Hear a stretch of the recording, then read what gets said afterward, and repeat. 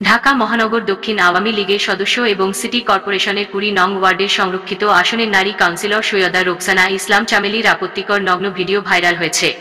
কয়েকদিন ধরে নগর আওয়ামী লীগ ও কেন্দ্রীয় নেতাদের হোয়াটসঅ্যাপ সহ বিভিন্ন যোগাযোগ মাধ্যমে এ ভিডিও ঘুরপাক খাচ্ছে। এতে চরম ইমেজ সংকটে পড়েছে নগর আওয়ামী লীগ। ফলে দলীয় ইমেজ নষ্ট ও গঠনতন্ত্র ভঙ্গের অভিযোগে যেকোনো সময় তার বিরুদ্ধে সাংগঠনিক সিদ্ধান্ত নেওয়া হতে পারে বলে একটি সূত্র আভাস দিয়েছে। ভিডিওতে দেখা যায়, সংরক্ষিত এ নারী কাউন্সিলর আবাসিক হোটেলের শীতাতপ নিয়ন্ত্রিত একটি কক্ষে তার স্বামী নন এমন একজন পুরুষের সঙ্গে অন্তরঙ্গ অবস্থায় হয়েছেন।